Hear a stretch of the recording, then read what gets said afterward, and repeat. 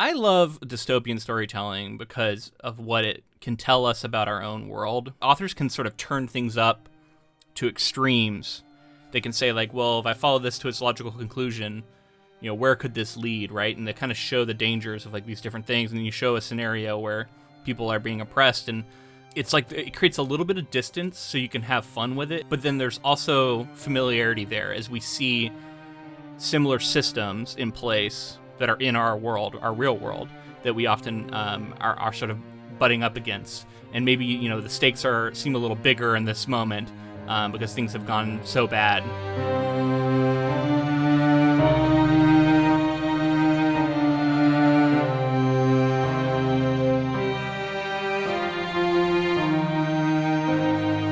Welcome, friends, to episode 319 of the Ink to Film podcast, where we read the book and then see the movie. I'm writer Luke Elliott. And I'm filmmaker James Bailey. And this week we discuss Hugh Howey's 2011 novel, Wool, which, if you don't know, was the basis for the Silo TV series on Apple, which is what we will be getting to in the future. But for now, we're focusing in on the book. Yeah, this was one that's been on our radar for a long time. Yeah. I remember watching the show as it was coming out, and then soon after I went to Tampa Bay Comic Convention, and he was there. Hugh Howey was there, and I actually got to go by his booth. I talked to him a little bit about the series, and like, he was just such a great guy. That's awesome. And I really enjoyed the show, so purchased the book from him there, got it signed, and now we're reading it finally. I was waiting for this moment. Wait, you got to show us the signature. Okay, hang on.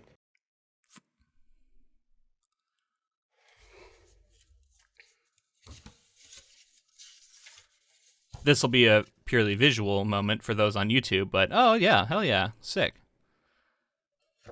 That's it. That's proof. Proof. You'll have to take our word for it if you're just listening. Yeah, man, I did not watch the show because I knew it was an adaptation, so I was holding off. My wife really wanted to watch it, but she wanted to watch it with me, so she also didn't. So we are really excited to finally be able to get to this thing because it always seemed like it was going to be so up my alley. Like, it's exactly the kind of sci-fi I enjoy. And sure enough, I personally having a great time with this book so far. We decided to read the first 3 parts because there's 5 parts to this book, parts 1, 2, and 3. And then it was funny because you texted me this morning and you were like, so actually the end of part 3 is the end of season 1. Yeah. Little did I know. Yeah. You had been planning to do the, parts 1, 2, and 3. And then do half the show, then come back and finish out the book, and then finish out the show, assuming that they were kind of, going to correlate. But since they're not, we're going to change that up a little bit. We'll do the first half of the show next in 2 weeks because I'm taking a week off. Anyway, it's getting confusing. Point is, we'll be coming back for the first half of the show, then we'll do the second half of the show, and then we'll finish out this current batch of coverage, finishing the rest of the book, which might get into some season 2 stuff. And I know season 2 is coming, so that would set us up, I think, to potentially cover season 2 if people would like that. Let us know if you're interested in us doing that. It's always good to hear if there are people enthusiastic about something. Yeah, and I remember when the show was coming out, there was a lot of good buzz. And knowing now where it cuts off in the story, the hype for season 2 is pretty large, I think, for people who saw it. And you told me that it's likely that they brought in stuff from future books, though, into the show. So I'm sure there's going to be a lot of stuff that will be new to me. It's a pretty long book, so the first half or so that we read was pretty lengthy. But still, I was a little surprised when you told me, like, that's the entire first season. So it doesn't shock me to hear that they brought in some other stuff. And knowing the publication history of this, after I looked into it, it also kind of makes sense, which I'll get into in a little bit here. Cool. Yeah, I'm looking forward to hearing that. How did you feel now reading this version of the story? So, I mean, I'm always going to have to come from the perspective of I saw the show first, but I loved the structure of this story being like a part per POV. So like the first part was a certain character's POV followed by another. And I thought that was such a clever way to show like the progression. And there's kind of a through line, I think, that connects these characters that maybe you are picking up on some, but it's I think there's a clearly like overbearing sort of body that's in place here at the silo, and there's some the IT deparment. Yeah, it's just so funny that it's IT. I don't know. I love that. and it's there seems to be some sort of miseducation going on. Oh, for sure. Yeah, misinformation. Definitely something's going on, and I think one of the mysteries at the heart of of the book and I'm sure of the series is like, what is going on? What is being concealed from our characters? You mentioned the 3 POV characters, and that's true. We do get 3, which is kind of unusual, especially for, I'm not sure if this was his debut novel, but it's definitely, what he got onto the scene with. And yeah, we start out with Holston. We move into Mayor Johns, and then we finally get Juliet, who I assume is Rebecca Ferguson's character. I haven't seen the show, but I've seen like a trailer, so I assume that's who she plays, and that seems like a perfect fit. So we're going to move through all 3 of those and kind of talk about what happens with each of them. But yeah, overall, you're saying you're having a good time with it. I definitely was taken with this story. He has a really just a good eye for what details are needed to create this world, so that it feels vibrant and lived in, and believable, which is a challenge when you're doing something that is so unlike our current world, right? Like they're all living in a silo underground. So that's kind of a tall ask, but I think he pulls it off really well. And then at the heart of that, I think he does character well, which really helps me just stay grounded in the story, because each of these characters with 3 different POVs, they felt distinct, they felt real. I was very impressed with that. I also just love the premise. I think it's such a cool idea. I'm a sucker for there being sort of a lost history that people are uncovering in this society like this. Yeah. Right away, the premise spoke to me in the show. And so I'm just loving getting the details. And I'm not going to lie to you, even in that first part, information is doled out to you in the book that is still a mystery in the show. So for sort of eagle-eyed readers and viewers, like it's kind of cool to see some lines of where the story may be going. Interesting. So yeah, that's cool. It's adding some further detail, because that's one of the fun things that you'll get often if you're a movie or show watcher first, and then you go back to the sources. You'll get for more details that usually don't make it into the final product of on the movie. So it's cool. And specifically in this show, character motivations are that they're keeping their thoughts to themselves a lot more than when you're in a character's POV. You know exactly why they're doing something. Right. Yeah, so I thought this thing was engagingly written. I didn't really have any stumbling blocks. I had a good time reading each of these sections, and yeah, really overall enjoying myself. This kind of post-apocalyptic sci-fi story is my bread and butter. I am currently querying a post-apocalyptic sci-fi novel that there's some weird similarities. So this is an exciting one to read, because it's always good to know about like other books in the space that you're trying to write in.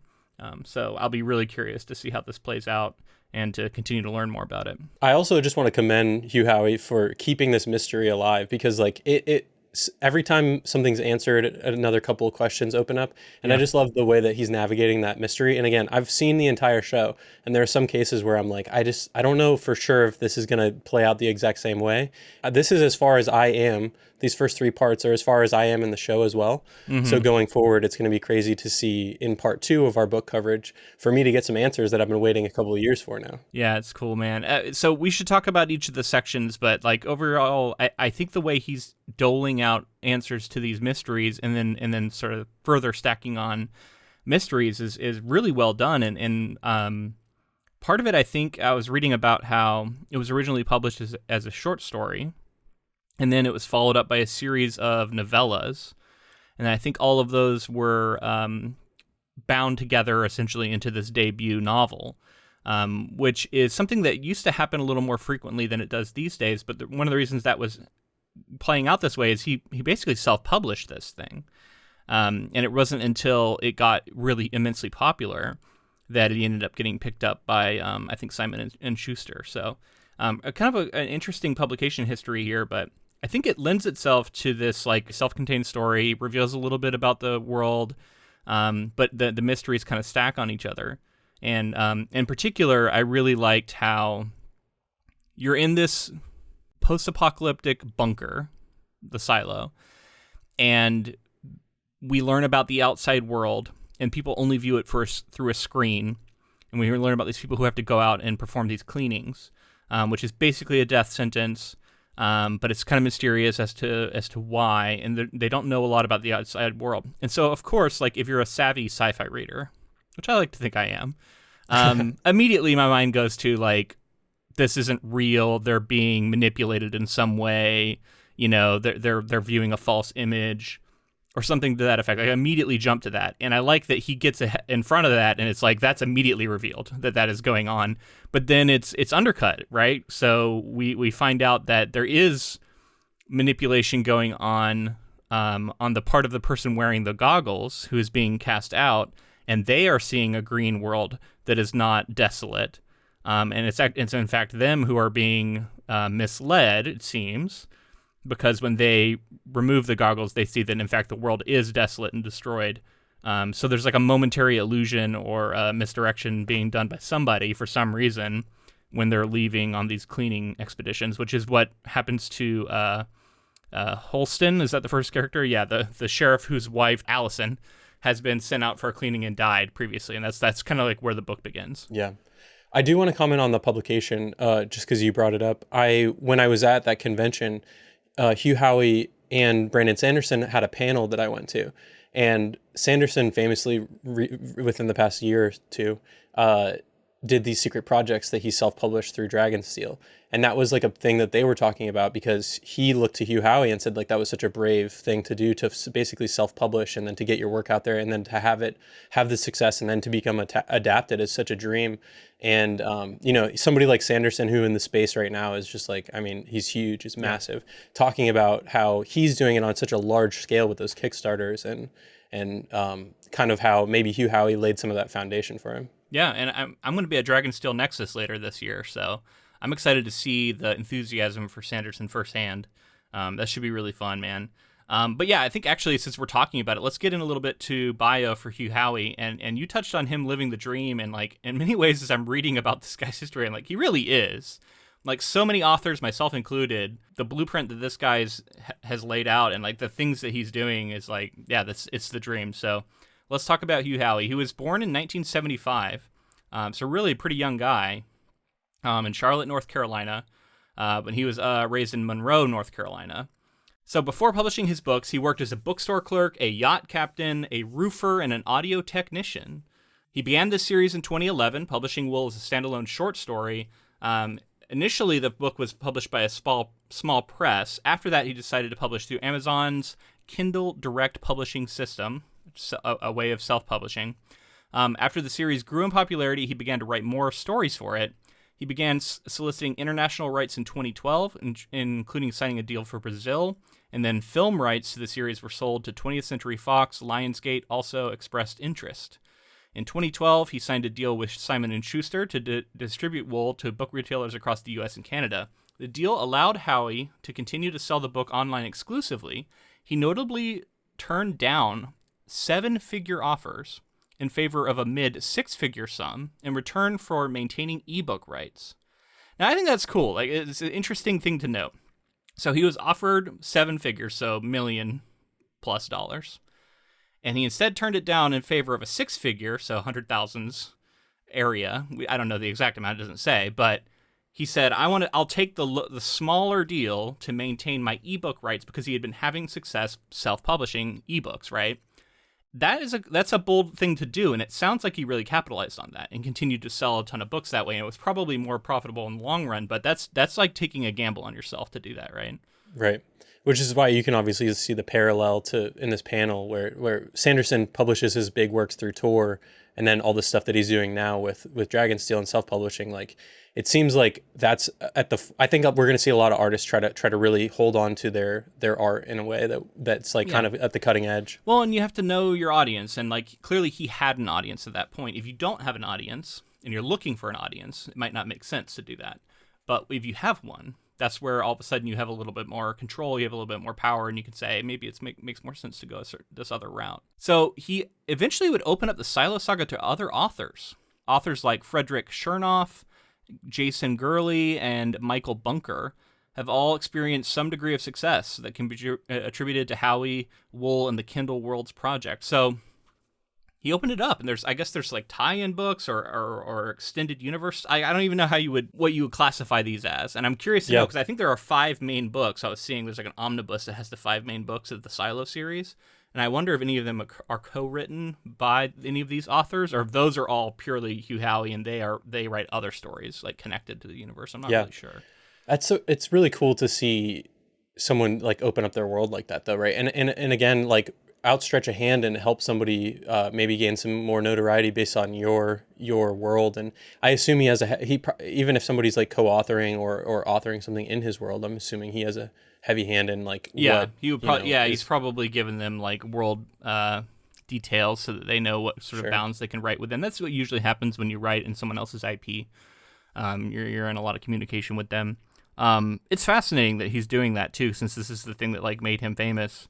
But he's opening it up in that way. He seems to be quite prolific, actually. He's written a bunch of other books. And really, it was interesting. I was reading about how he started writing like pretty late in life, but he had like his whole life knew that he wanted to write a book. And it wasn't until later on that he like developed like a good habit for his writing. That he was able to actually start producing, and he realized like I have to start finishing things if I'm ever going to write this book. And he got into doing that. His other big love is sailing, and he said that his life's goals since an early age was he wanted to publish a novel and he wanted to sail around the world. And so apparently he's in the process of doing the latter thing now. Like he's got a sailboat. He's I guess gearing up to do to circumnavigate the globe on a sailboat. I'm not sure when it's going to happen, but everything I was reading is it's like something he's going to do. Like it's his second dream he wants to achieve. Yeah. So and then I mean like the guy seems to be doing great. He's got a show on Amazon, on Apple TV. On Apple TV. Yeah. He's just like living it up right now, and making tons of money. So hopefully, he can continue to do well by the writing community. Seems like, from everything I was seeing, seems like a good dude. So I'll be pulling for him for sure. I'm excited to read more of his work too, because the series is fascinating to me. He seems like he's got some similar sensibilities to me. Yeah, I mean, I was picking up on, definitely some similar themes. Government control, manipulation of information, use to control populace. Like that's all obviously sort of bread and butter for dystopian sci-fi, but something that I'm interested in as well. If you're ready, I think let's actually get into the plot here. So we start things off with Holston, who is our original sheriff here, who is sort of investigating what happened with his wife, Allison. And we get some flashbacks to her POV a little bit too, actually. Because the time's a little disjointed. But basically, we find out that she discovered something. She found out about some deleted emails. She found out about a screen that seems to be like implying that something was being manipulated, and she starts to believe that they're being lied to. And we find out another bit of world building here. As soon as you express interest in leaving the silo, it's a death sentence. You then have to do it. Yeah, it's definitely a heavy level of control and I guess government oversight in this. If you even question anything, you're out. Yep. Immediately. It's interesting to think of his wife, Allison, too, investigating some of this stuff and finding like almost like ancient writings and things like that. And it's just like coded material that's on like a drive. It's unclear how long this has been going on. We're talking like multiple generations. Like we've heard from different characters throughout these three parts that they've been keeping things going for at least 100 years, hundreds of years possibly. And like things get completely wiped out. Like all history gets like wiped constantly. Like basically anything before the most recent uprising, but there's been uprisings before that predated it. Yeah, and the fact that there are uprisings doesn't surprise me, considering this scenario. And my theory has always been that like this uprising and this like squashing of knowledge and kind of passing of information, I feel like they've made it out to be centuries and centuries, but I wonder if it's actually like hasn't been that long. They've just done a great job of squashing all that material down. Well, we don't know. So yeah, I mean, anything feels possible at this point, because clearly, like, we're just starting to learn about some of the secrets that are being held here. I was also getting a little bit of Fallout vibes, which is funny because that's one of my like comp things that I comp my book to. Is I often mention Fallout, especially now that the TV show has sort of become a popular thing and people are maybe more thinking about Fallout more and more these days. The idea of these different silos, they're kind of vault-like. I don't know. There's some similarities there. And being lied to by the people who are overseeing them. Yeah, when the show first came out and when I was watching it, another project that we covered, I also thought a lot about Snowpiercer. Oh yeah. It's like the idea of like it's like a mobile silo. Right. Yeah. Yeah, totally, man. We were big fans of that project as well too. So like just this idea of, I don't know, this dystopian society trying to all survive in one location it's kind of always going to be interesting. I love dystopian storytelling because of what it can tell us about our own world. The authors can sort of turn things up to extremes. They can say like, well, if I follow this to its logical conclusion, where could this lead, right? And they kind of show the dangers of like these different things, and then you show a scenario where people are being oppressed, and it's like it creates a little bit of distance so you can have fun with it, but then there's also familiarity there as we see similar systems in place that are in our world, our real world, that we often are sort of butting up against. And maybe, the stakes seem a little bigger in this moment because things have gone so bad to get to there. But I don't know. I think there's like it's like you can have fun with a genre sort of pulpy tale, but then there's also like a social purpose behind it, and there's usually a message behind it and a thematic resonance there that appeals to me. So I think it's really cool when you can do both of those things. Definitely, yeah. And I mean, we see this is also clearly, in my opinion, leading us to a story of like rebellion and uprising and questioning status quos and things like that. So again, things that I align with and things that demanding the truth, right? Finding a way to get the truth out. When the wool has been pulled over your eyes, I thought that was funny. There was a moment where one of the characters said she like has to figure out how to get the wool pulled off of people's eyes, and I was like, okay, is that why it's called wool? I was wondering. There is also a bunch of knitting talk, which I thought was cool. My wife is like a big knitter, so I told her, I was like, oh, you got to read this book just for the knitting talk alone. I know. When it was in the beginning, especially John's is Mary John's knitting quite a bit. Yeah. And I was thinking about Annalisa too right away. Yeah, so let's finish up talking about Holston, though. So Holston's investigating what happened with his wife, and in the process of doing that, he's mourning her, first off. He watched her go out. He saw her. So there's this weird thing that happens whenever somebody gets cast out for cleaning. They always say they're not going to clean. And when they talk about cleaning, it's cleaning the like lens of the camera so they can like see out into the the world outside. They always say they're not going to do it, but then she does it. And so he's like wondering why she chose to do it anyway, and it becomes this like fascination point. So the story really starts with him walking into his police station and then saying like, put me in a cell because I want to go out, I want to be cleaned. And then we're getting sort of flashbacks in part one of like what led him to this point. And then we're getting him actually suited up and pushed out the door. And that's like kind of the ending of part one there, which is like this character that we've been following, which I want to get your perspective on this. Like, did you think that this was possibly a major character that was going to stick around, or did it feel sort of like a prologue to you? I mean, he did a good job of disguising that. And like I said, like, I don't know exactly what the short story was, but I assume it was this, because this was like the shortest of the 3 parts. This was a really good introduction to the world. It felt almost like a self-contained story. It had a reveal. Essentially, it was like the inverse of what you expect. You expect that the world is maybe actually not destroyed, and like everybody in the silo is being lied to. But then it's basically revealed when he goes out, because he sees the green grass, he sees the blue sky, and tragically, he starts running out of air. And he like has to like pull his mask off, and like when he does, he sees that the world is actually destroyed, and that the thing he had been seeing through his goggles was the lie. Yeah. And then he like dies, like basically cradling his wife's body. It was very tragic, and I thought just a really cool bit of storytelling, sort of dystopian, and then also it still hints at that there's other mysteries going on still beyond this. When they set you up in this suit, it seems strangely set up to make it so that you can't get out of it once you're out there, which makes sense because you want it to be airtight and everything. But they get out there, and then he realizes like he doesn't have dexterity with his gloves. Yeah. And then he's like, I think he ends up like sort of bashing it open or something like that with a rock. Like that, yeah. And then he realizes that this green lush area that he's seeing was actually a screen projected on the front of his and then mask. The idea that you choke to death after being only out there for a few minutes, that doesn't seem like that's right. proper design, right? And then one of the haunting things about it is whenever people go out to clean, they're cleaning this lens, which he says he won't do also, and then he ends up doing, right? Yeah. Which is, and that's like creepy. a cool like thing where we get to see the psychology behind it, though, because he's seeing this lie, and we get the impression that this is what everybody sees. And so he has this moment where he like wants to show them. So he's like cleaning it because he's like, you guys, he takes pity on them that they're like still down there, and he's like, I'm gonna do this thing that everybody's always done.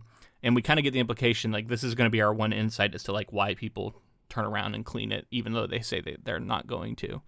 And ultimately, the haunting thing is that when people look out at the projection of what's outside, they see like the people who had cleaned before end up falling, and they're just like kind of lumps on the ground. It seems like out there, so you can just like at all times. It's almost like the surface of the moon or Mars or another planet. If something like died out there, or like how bodies are left on Mount Everest, like it's just like it's always going to be there in your day to day. I mean, I guess Everest is a bad example because you can't see that every day, but these bodies are just preserved. There's a live cam of Everest. There might be, I don't know. Maybe. And the people walking by day in and day out can look out and see the people. That's why you don't say you want to go out, because you'll end up like them. Well, that's true, because this is all highly ritualized, and it seems to be broadcast in a way. There's a lot of people who watch, it seems like. At least a lot of people, everybody seems to know about it. And then there's also this whole lottery system where it's like just determined whether or not you can have a child. And Holston had been up for the lottery, but then they weren't able to conceive, I think.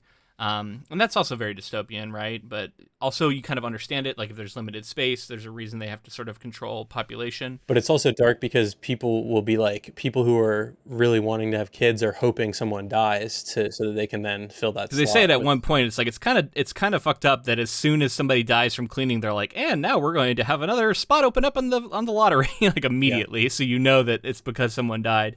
They're like, they should at least do it like at a certain set time per year or something, so it doesn't always seem so tied together. I also think just like in today's world of like women's rights being stripped away in these awful ways, seeing the extrapolation of where this can go at some point is people have no freedom of their autonomy of their bodies and things like that, and this government is such control over it. Crazy level of that. Yeah, man.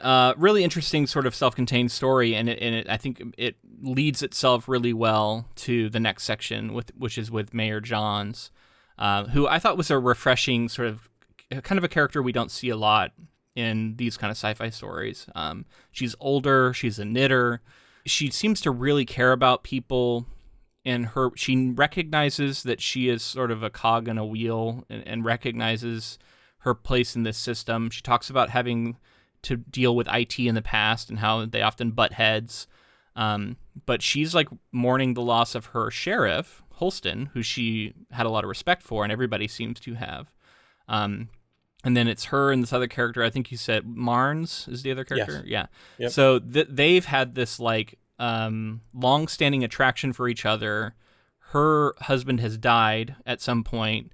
And it seems long ago. It seems like a little while ago, but like she's been just kind of like throwing herself into her work.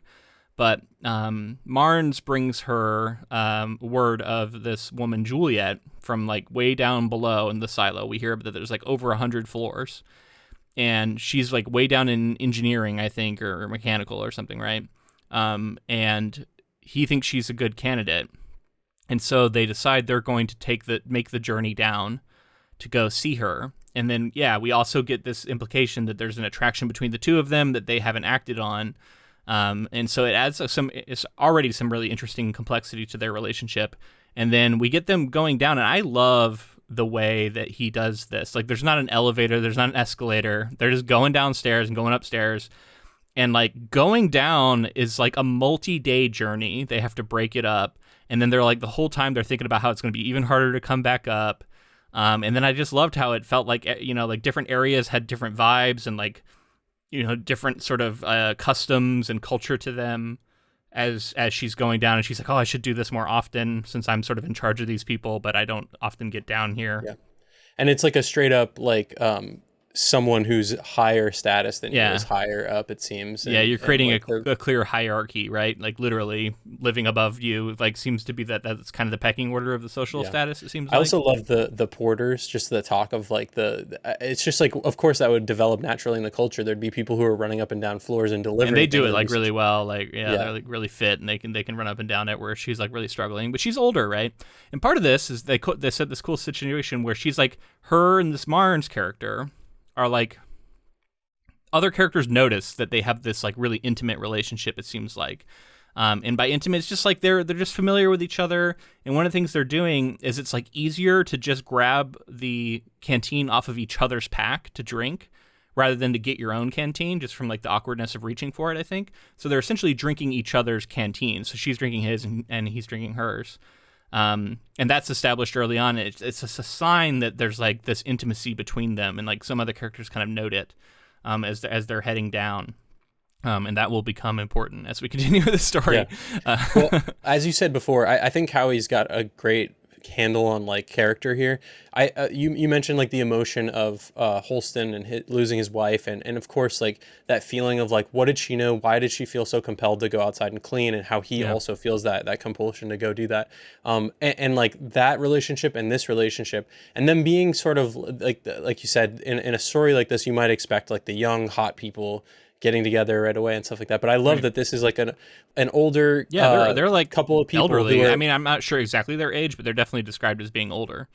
But they care for each other in a way that like naturally develops. Oh, and they have like a romance. They have like a like they're thrilled to be around each other, and like I agree, it's like refreshing to see that from older characters who often don't get to have those kinds of relationships. They have to be like the Gandalf character that just knows everything and then sends you on your way. Right. They don't get to be like sexual beings, right, who have desires. I agree. Very cool. So the reason that they're going down here too, I think something important to note is Marnes, in a previous investigation with Holston, met Juliet. Oh, that's right. Yeah. And so that investigation, she like helped out with that investigation. Yeah. Right. So that's how he got to know like her sort of like no bullshit, like she would like look for the right things, and she has like a leadership sort of personality. I do love how the whole time we're going down, we're just like hearing stories about her and like how cool she is and like as she gets shit done. We meet her father, and she was, again, her dad is at an elevated status. It seems he's a doctor, so he's like much higher up, but she chose of her own free will to go down to the very bottom and just keep this fucking beast churning, which is what's crazy about this story is the silo that we've told you about at the bottom. It seems there is like machinery and electronics that need to be and people mining for oil and stuff. Yeah. Right. So she chooses to go there, and that's where she kind of eventually slots into a leadership role there. Yeah, it's really cool. But then there's also this added mystery of why hasn't she come back up to visit her father? Why do they seem to have some sort of distant relationship, right? There's something that seems there. We're not really sure, even though he doesn't talk poorly of her or anything. And then, we finally do get down to her. And I really liked how I know she had big protagonist energy. I was like, this is the protagonist.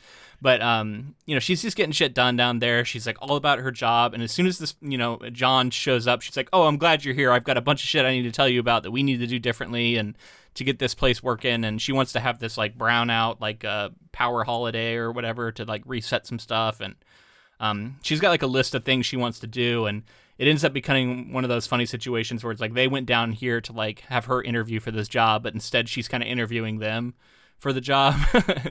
And John's is immediately like, I can see why he likes her and why he chose her. And she seems like she's going to be a good fit. And I think people even tell her, like, if you give her the job, be careful because she's going to do it. Whereas Mayor Johns may have gone along with a lot of things. It seems that, Juliet is going to be like, well, why is this running inefficiently? Well, why are we doing this? She's not going to take bullshit. And then but Johns even thinks like, that's probably good. We need that, right? And then Johns starts thinking about her re-election campaign. They convince her to take the job. They all go up together and they start going up the stairs, and like that's described like how brutally difficult it is. And they have to keep taking stops at different levels. And they stop at like a midpoint level basically, and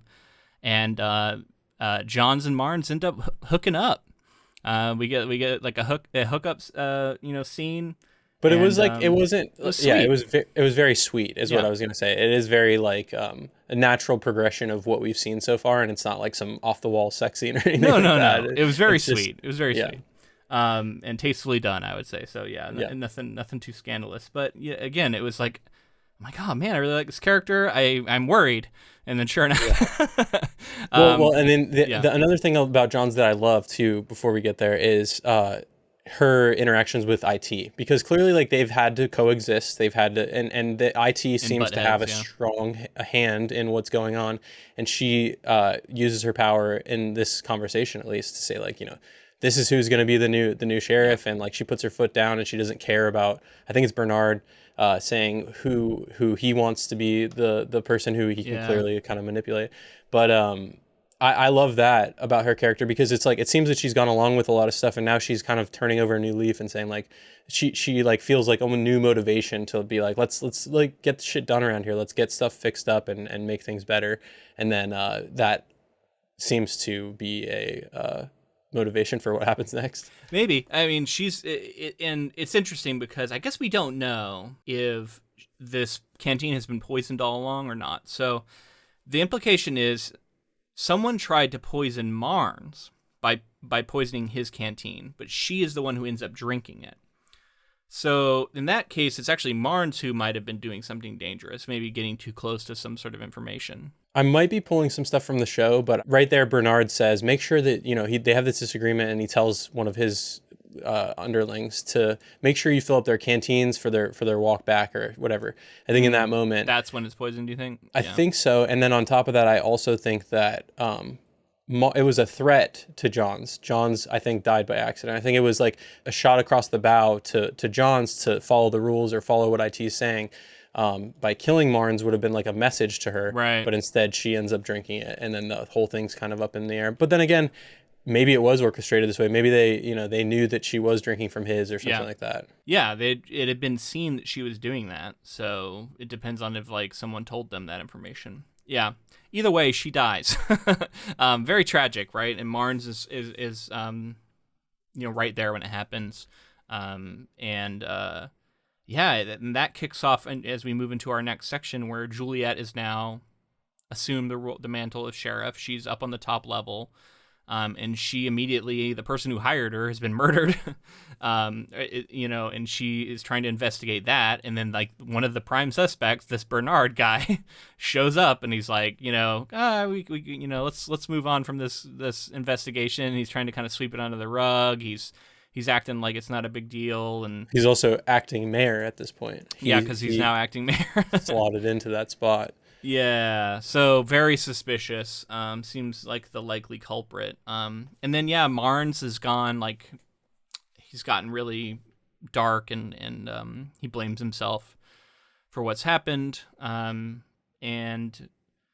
at one point he doesn't show up for work, and Juliet is worried about him, so she goes to his place where he lives, and she finds him. He's hung himself. So that's really dark. And then the implication, I don't know, it's interesting because it seems to be at first like she's like, okay, he killed himself, I should have seen this coming. But with everything we've learned about what's going on here, I don't even know if he killed himself or if this is, again... a lot of suicides going on. A lot of suicides going on. Seems highly suspicious, yeah. Definitely suspicious. Also, another cool element that Howey brings is this idea. They do end up doing this brownout thing, and they do some repairs on the things that they need to get sorted before she leaves to become like sheriff. Generators and stuff, yeah. And so when they do that, the entire society like sort of turns into the Purge, where like everybody just like does a bunch of crime because like there's not people around to monitor and things like that. And so they all like, as she's taking up the mantle and Johns has died and Marnes ends up killing himself, quote unquote, possibly kills himself. Everything else is also going crazy at the same time. Like there's tons of crimes happening and just investigations that have to be ongoing. And so like she's got a full plate. She doesn't even know the job she was planning to shadow as she came into the role. And it's just, there's a lot going on for her right now. And so in the meantime, she meets this guy who's like upstairs. Is it Lucas? Yeah, I think Lucas is right. Yeah, and so he's up there just like looking at the stars. She bonds with him over this. They're looking outside. He's telling her about cloud formations and what you can see while looking out there, and there's definitely like an attraction there.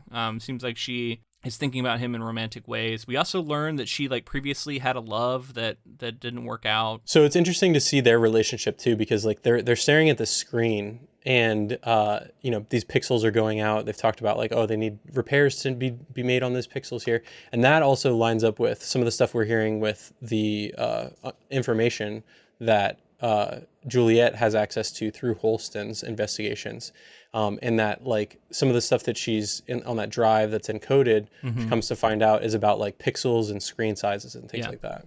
So she's employed this character Scotty. She sent it to him. Well, he had sent it to her originally, but she sent it back. She was like, I need you to decode this. Down in the engineering area, he was like her protege. He was like super sharp, picked it all up, and then eventually moved up to like some more like IT role kind of thing. Yeah, so he's looking into it for her. She goes to talk to him, and he's really scared. He's found something in there that he says like he can't even talk about, like it's treason to talk about. And it sounds like, to me, it deals with the outside world in a way that if you talk about, you are basically condemned to death. But she's like, you send me the information, I have to know it. And then shortly after that, we find out that he's killed himself. And again, we're the implication being someone wanted him silenced. Is definitely the implication I got. And she's arrested for it. And this is someone that she feels such a connection to, and she feels like she was responsible for him. So for him to go down like that, she's like devastated and feels like she wants to figure out who did it, and then immediately she's arrested, like you said. Yeah. A couple of great bits of world building I liked here. They call the like skyscrapers, they can see these like ruins of them. They call them silos. They're like, oh, look at these, all the individual silos. I wonder if they stayed in their silos when we used to live in those above ground silos. Which was kind of like a cool bit of like, if that was all you ever knew, that's what you would call everything, I guess. It looks somewhat like it. That's your sort of frame of reference, so it makes sense. There's also a moment where they talk about these books, these history books that have been, that showed like animals that no longer exist, and children's books. Children's books, like drawings of things that no longer exist. There's like talking animals and like all this stuff. And she's like, oh, I know that can't be true, but maybe some of the other stuff is true. I think there's pictures of like elephants and like pink birds, like flamingos or something like that. And all of this is just unbelievable to them. They're like, oh, that's just strange. Like writings of authors. They just come up with the wildest fantastical things, huh? Yeah. And specifically, it says that authors are a class that was done away with because of all the trouble they inspired. I thought that was a cool little moment of censorship. Don't be causing trouble. That's fascism. So clearly, you can see that is at play here. And of course, like a fun moment I think for any author to write. Yeah, definitely. I was thinking about that as like as Howey saying like spreading information and getting to this. Spreading information is important and ideals. And dangerous to an extent. Like, again, that's going to be one of the things that's going to be limited first is people who are sort of speaking truth to power and pointing out shit like that. That in any sort of dystopian setting, that's going to be quickly reined in and controlled. Yeah. And one of the things that Juliet's been kind of mulling over is, why can we send emails, but why does it cost so much money to send emails versus sending something from a porter to run it up and down? Yeah. And it's kind of just, I think, to control the information. Yeah. Limit communication. Slower, at least, slow it down some. Yeah. She sort of makes a deal with Bernard that instead of them prosecuting her for this murder, she's going to give up her job as sheriff and go all the way back down to where she's from and move on from this. So she agrees to that and she's sent packing, but she can't really do that. So she gets all the way back down to the bottom, but then continues to investigate, finds out some more about Scotty, finds out some of the things he was discovering, again about this screen, this 2x8 screen. He sent some messages to her that she reads sort of last minute, but while this is all happening and she's telling people about it and investigating it, they come for her again because she's been asking too many questions and arrest her again. This time she's going to be sentenced to cleaning, which is like, so they call it sentenced to cleaning, but like, again, you don't have to clean, just people do. And it's always been like this weird ritual. People say they're not going to, but then they go out there and they do it anyway. Right. But really they're just casting you out into the upper world. And then people choke to death. They always end up dying. One of the interesting things here, too, before we skip over it, was the meeting that she has with the elderly person down below in the engineering area, the tinkerer. Oh, yeah. Because this person chooses, when things get to the escalation point of her talking about going out and things like that, they turn on like an air compressor and they're like trying to drown out. So clearly maybe this person's paranoid, but also maybe cameras, something's bugged. Yeah, like who knows? Maybe they still figured it out, what she's been up to and things like that. So that the idea that they're that embedded and they can hear everything is terrifying. And it's that full control that there is no freedom in this society, it seems. Right, yeah. I mean, they're constantly being monitored. Speaking up against the state is a crime, punishable by death, essentially, is what we find out. And that's what happens here, because this is supposed to be a death sentence. So they send her up for cleaning. She goes through the same motions that we saw Holston go through. So we have seen how this plays out, right?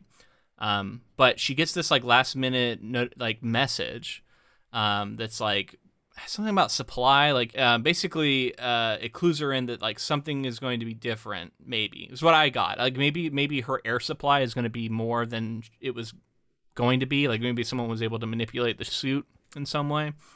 But she also realizes that she's viewing everything through a 2x8 like viewport. And so that clicks in her because she's been wondering, what's this 2x8? Like, why would there be a 2x8 thing of pixels? So she immediately is going to figure out that what she's seeing is not real. But we don't actually get her POV for this moment, which I thought was really, really interesting. Instead, we shift to Bernard. And he's in his like special viewing chamber. He's feeling like he's won. He's like, this is going to go the way I expect. She's going to go out there and she's going to clean and then she's going to die. And he's being quite villainous as he's thinking about it. But then she doesn't clean and he like loses his shit, like spits out his coffee, basically, spit take. What's going on? And he like goes charging, runs to like the most secure room in all of the silo, goes through some crazy door, and he gets into like the server room that's got all these servers in it. And then he uses a computer or a terminal in there to send a message. And we end part 3 with him sending a message, and he says, Silo 1, this is Silo 18, and he like someone picks up on the other end, and he perceives them as being annoyed with him, and he's like, we got a problem, basically. He's like, yep. Something's going on here, and I got to tell you about it. So immediately a world building detail has been dropped here that is, there are other silos, which nobody knows. This is a secret, right? Except for Bernard knew. So some people in IT or some people connected with this seem to know this information. And the world just got bigger than we thought it was. And yeah, that's the end of this part 3. And yeah, I'm hooked, man. I am so intrigued by this and what's going to go on next. I thought that it was really cool, like you said, for Howey to cut to a different POV for her going out and cleaning. Because, like I said, this is a great opportunity where if we had Juliet's POV, we would know what she was doing in the scenario and why she was motivated. Because she doesn't clean, yeah. And then she also like clears a ridge and just continues on. For the first time, no one's ever done that before. So he's like, yeah, there's a problem. I also think it's you mentioned the IT stuff. I thought it was really funny when Juliet goes to the IT area and she's like, let me in, and they're like, they won't allow her access. She's like, I work for your boss and all this stuff, and she like grabs the dude by the lapels and she's like, no, I'm going through. Yeah And so that obviously you can just see how the IT department is very much controlling. And I another show that came to mind for me, I don't know if you've seen or not, is Severance. No, I haven't. Have you seen that? No. Mm-hmm. That's another show where it's like a lot of oversight, some weird stuff going on. You can't really get a read on it. And there's like seemingly like weird technology that no one can understand. And that's kind of where this story leads me to, is like, I don't know that they're almost like futuristic science in some cases. And then they have like old ancient computers, and they're also not using email. They're using Porter. So it's like riding that line of like keeping people under the thumb. Yeah, exactly. It's being like they're limiting what technology they have access to in order to control them. Yeah, man, really cool stuff. I'm really excited to see Rebecca Ferguson as Juliet. I think she's going to be perfect for this role. I'm curious to see who they cast for everybody else. Like I think like Tim Robbins is in this show. Yep. Is it Common? Common's in the show. Yeah, and so I'm like curious to see who everybody is. Don't reveal it. Rashida Jones is in it as well. Oh, yeah, cool. There's some really cool actors in there. I'm excited for that. We're going to return after 1 week off, where we do a From the Vault. We'll be back to cover the first 5 episodes of the show, and you're going to share with me the history behind the show, and we'll start to talk adaptation, which is what we do here. So, do you want to tell our listeners why we're going to be gone for a week? Oh yeah, so I am going to be in Glasgow for Worldcon. Which, if you're listening to this the day it comes out, which is Thursday, That's the start of the con. So, if you're in Glasgow, I guess you could get over to it. Otherwise, you probably already know you're going. But if you are going to Worldcon and you want to hear me talk about podcasting, I have 2 panels on podcasting on Friday. If you click on the program, you can find me on there, Luke Elliott. And you'll see, I'm going to talk about the business of podcasting, like how to create, certain kind of content, like things like that. They got me on some stuff that should be fun. Looking forward to that just in general. But then after the con is over, my wife and I are taking like a mini vacation around Scotland. So, to have a little fun in addition to the work/fun that is a convention. Yeah, it's going to be awesome, man. Can't wait to hear some stories from when you get back. Yeah, I'm sure I will have a few. A lot of big authors are going to be there. I'm hoping to get to talk to them. Should be a lot of fun. But yeah, if you enjoyed our coverage of Wool, which is the book that Silo is based on, let us know in the form of a rating and review. And also make sure to comment if you're on YouTube. We'd love to hear from people. Have you read this book? Are you excited about the adaptation and the changes they make? We're always happy to hear that kind of stuff. And make sure to like the video if you're on YouTube as well. That tends to help. Yeah, and I just wanted to double check that everybody's clear on this. We are coming back for part 2 of the book, but we are first going to have a From the Vault week next week when Luke is in Scotland, followed by 2 episodes covering the show, and then that 4th episode of the coverage will be the second half of the book, which will be totally new to both of us because, like I said, this is where the story ends in the show, and I'm looking forward to seeing how crazy it gets. Yeah, me too, man. If you'd like to connect with us on social media, we are at Ink2Film on Twitter, Instagram, TikTok. We're on Blue Sky, probably other ones I'm forgetting. We're all over the place at Ink2Film. And also, if you want to support the podcast in another way, we do have a Patreon, patreon.com/Ink2Film. We do all kinds of fun stuff over there. We have bonus episodes that are on adaptation adjacent things. Recently, we just did kind of a companion piece for our Solaris main feed episode, which was the 2002 George Clooney version, which that was a fun episode. It was cool to see like a different take on that Solaris Soderbergh, project. right? I think that was our first Soderbergh film we've covered on the show, at least. That was a really interesting one, alternate adaptation to a book that we both loved and a movie, the other movie that we both enjoyed and loved as well. Honestly, that was a really cool one. So if you wanted to check that out, patreon.com/Ink2Film is where you're going to do it. And thank you to Ross Bugden for the use of our intro and outro music. All right. I'm looking forward to crawling out of the silo and cleaning the lens. And by that, I mean, we're watching the TV show. So we're going to watch the full show. But we do have that week off. Everyone enjoy it. If you're following along, feel free to watch the first 5 episodes of that show. And we'll be back in 2 weeks with that coverage. All right. Until next time. Keep adapting.